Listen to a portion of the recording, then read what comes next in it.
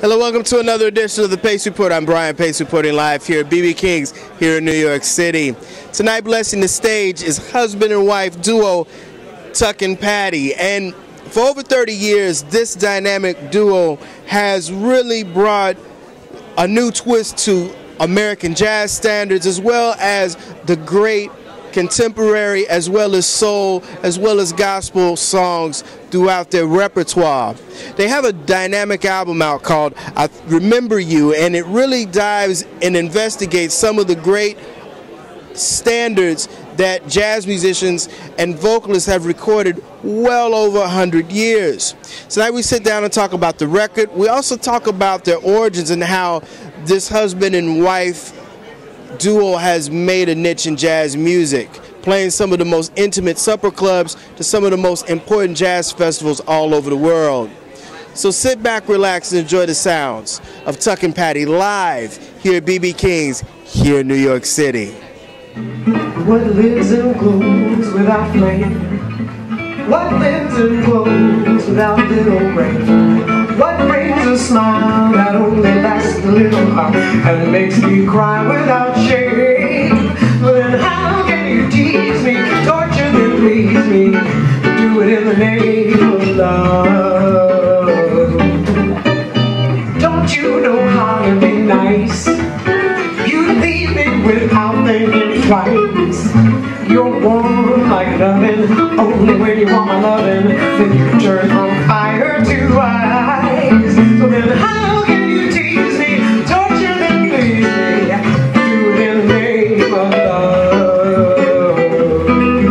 Am I coming and I going? I got no way of knowing your mind. You make me rise, you make me fall. You make me stumble, stumble, stumble, stumble and fall. Baby, get with it. Come on and admit it. Whisper to me if you don't really love me anymore. How can you please me, torture and tease me? Tell me that you do it to me in the name of love. You do it to me in the name of love. You do it to me in the name of love. You do it to me in the name of love. Hey, you do it, do it, do it, do it, do it, do it, do it, do it.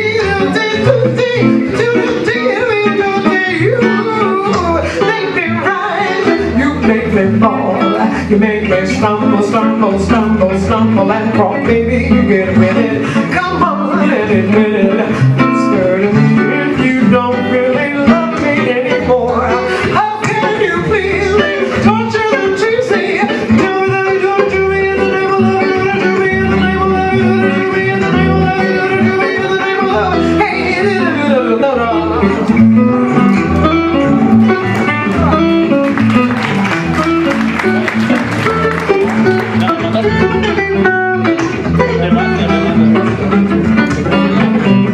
You've done some very, very important American songbook standards. There's so many of them. So how did you guys begin to put this project together? Well, you know, it's almost an impossible task. So as soon as you start to look at the songbook, you know, you understand why Ella has multiple ones, and everyone who's ever recorded them has like 4, 5, 6, 7, 8, 9 ones, because it's impossible. But what I always do when we're doing a record is that I have a few songs that I've decided upon. Maybe I Remember You was going to be one. We knew that. I know it was going to be the title of the CD, but I knew that was one of the songs. And then you just kind of, it takes on a life of its own. And we had some that we had worked out and really like and we're going to do, but once we started recording them, they didn't fit into this particular CD. So there'll be other ones of those. So for us, it was just really trying to narrow it down, which were going to be the ones that were going to be on there. But once we'd done like I Remember You and Song in My Heart and Foggy Days, it just seemed to sort of take on it's a story. So that's sort of how they wound up being there. You know, you guys, throughout your career, you guys have gone all over the musical gamut. I'm talking about, we've gone from Ellington to Jimi Hendrix. Do you feel comfortable doing the standards, or do you guys feel comfortable doing music of your generation? We're pretty much comfortable with anything. We don't draw any distinctions. It's part of the beauty of just being the duo. because you can get away with anything. In other words, it doesn't matter who originally made the music, what style it was. By the time we play it, it's going to come out sounding like us, no matter what we're trying to do. It's still just going to come out like Patti singing and Tuck playing. And so it's kind of the great equalizer of everything. We can take any kind of music we want to, and it's going to come out sounding like us, and it's not going to sound schizophrenic, us combining different styles of music. So we just basically go for songs that we love, and it doesn't really matter whether, Patti always says she doesn't care if she wrote it or you wrote it or who wrote it, as long as it's a great song. The style doesn't matter. And we found there was kind of a great freedom that we experienced when the two of us got together, that was the case, because we'd always, both of us played in various bands where you pretty much got to stay within a certain genre or it looks ridiculous. You know, if you're a horn band, then you don't all of a sudden just start playing on all country music. Or if, you know, there are all these kinds of things. If you've got an upright bass, you do something different from if you've got an electric bass. And so if it's a big band, then, you know, maybe you get the idea. Now I know that we meet every night, and we couldn't have changed since the last time. To my joy and delight, it's a new kind of love at first sight. Well, it's you and it's I all the time. Every meeting's a marvelous pastime. You're increasingly sweet, so whenever we happen to be,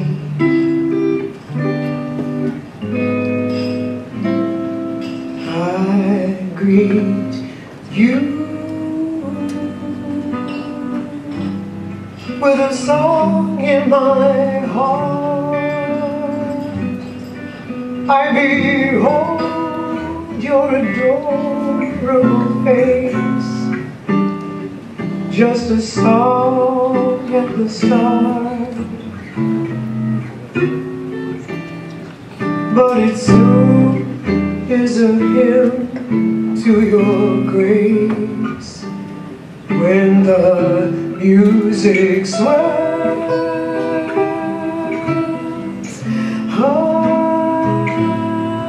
I'm touching your hand. It tells that you're standing near.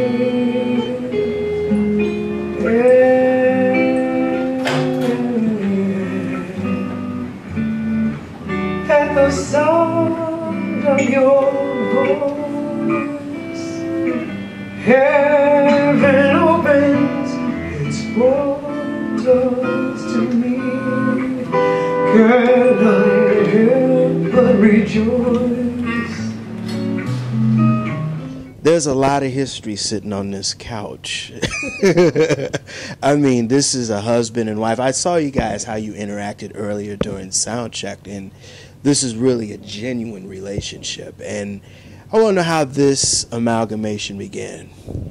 Well, who knows, but as far as we know, we got together, we met, I mean, we might have been met in a zillion previous lives for all we know, but it seemed like when the day we met, we both immediately knew that we'd found a lifetime collaborator. We met in a band in 1988. No, 78. 78. First album was 88.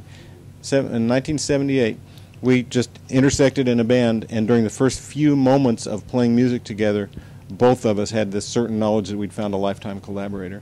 That doesn't happen too often, and it turned out to be true.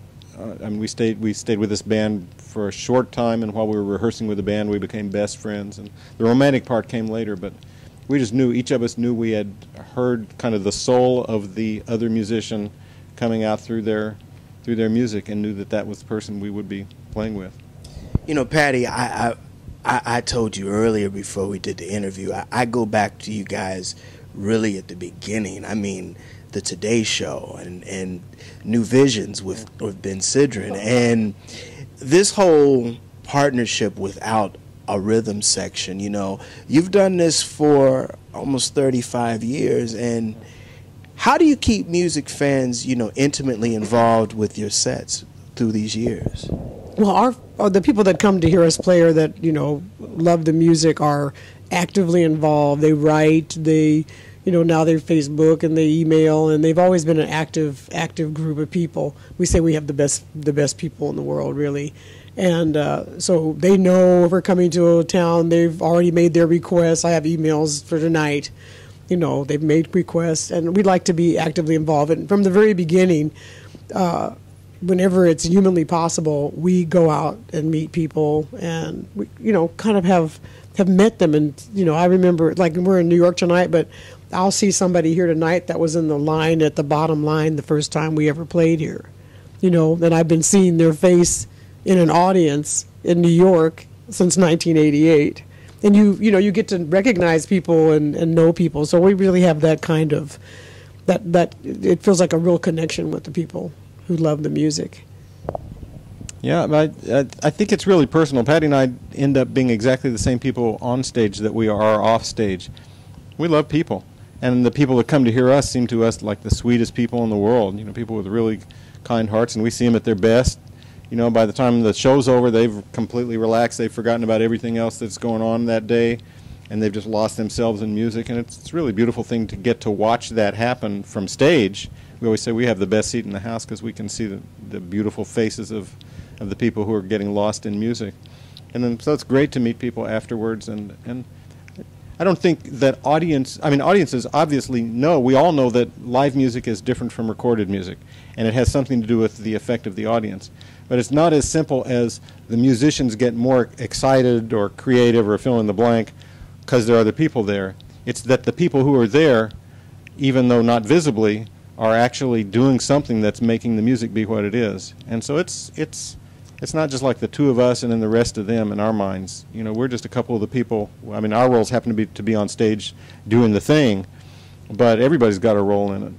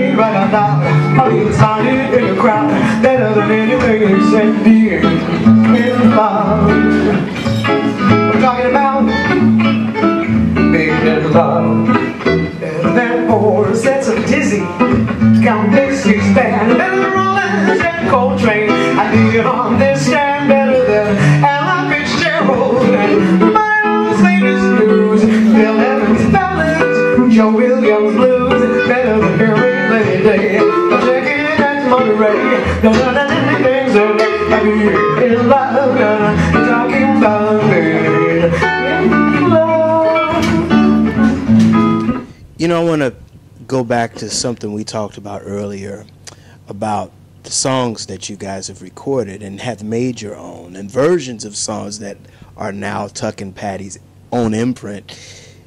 You guys kind of came in at a little bit before Cassandra Wilson and started singing American pop songs and soul songs and rock songs and put your jazz twist to those.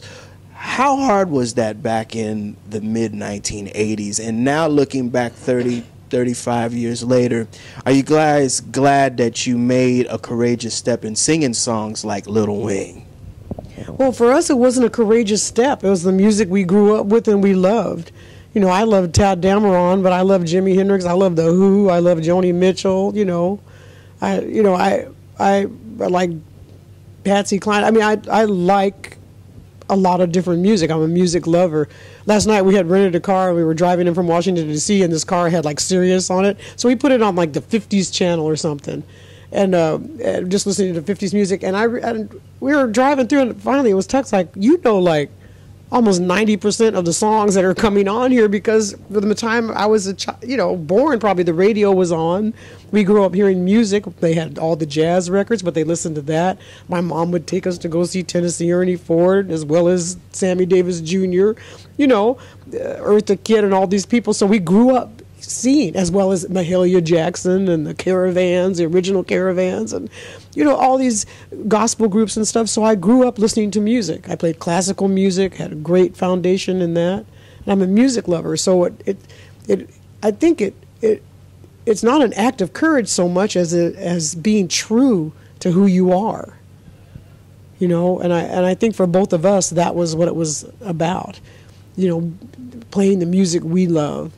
And then having the great fortune to, you know, 3 years after we met each other, being married. So playing the music we love with the person we love, there was really no real big decision making. Now, you could talk to the jazz police and they might tell you something different.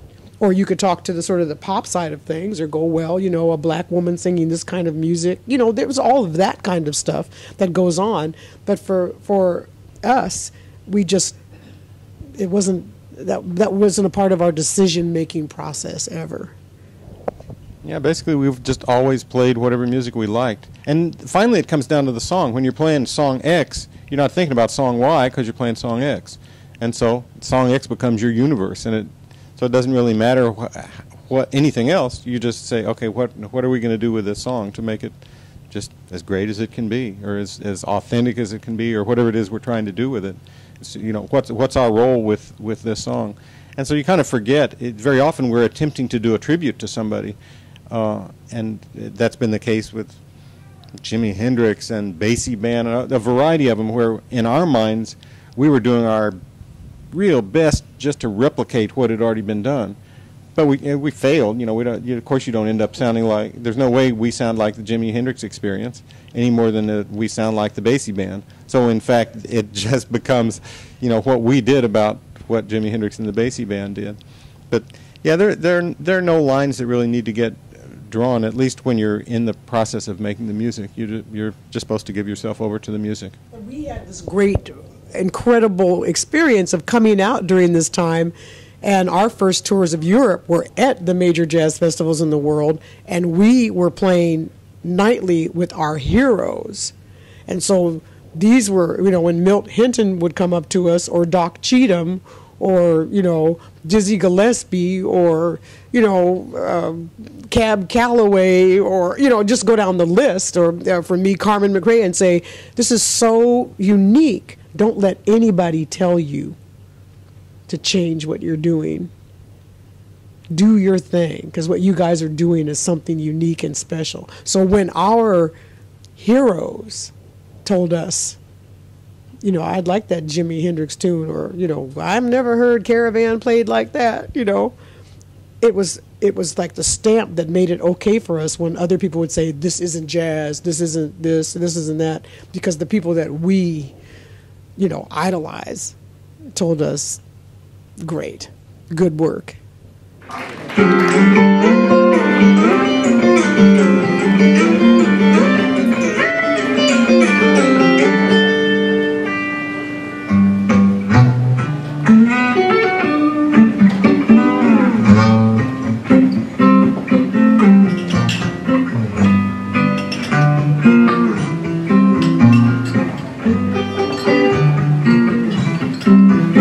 Down the street you can hear her scream, you're in disgrace, and she slams the door in his drunken face. And now he stands outside and all his neighbors softly gossip and true. He cries, oh girl, you must be mad. What happened to the sweet love that you and me had? gets expensive, leaves and starts to see his tears fall and burn his garden green.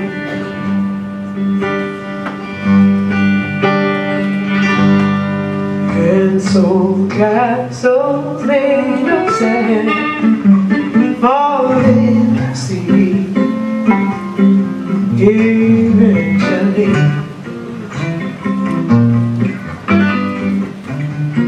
That'll do it again for another edition of the Pace Report. I'm Brian Pace, reporting live here at BB King's here in New York City. I'd like to personally thank the legendary Tuck and Patti for their time, as well as the staff and management here at BB King's. As always, please visit my website, www.thepacereport.com, for my weekly column as well as my past segments. Until next time, remember, if it's in the groove, it'll make you move. Until next time, peace. What lives and glows without flame? What lives and glows without little rain? What brings a smile that only lasts a little while and makes me cry without shame? Well, then how can you tease me, torture then please me, do it in the name of love? Don't you know how to be nice? You leave me without thinking twice. You're warm like an oven, only when you want my loving.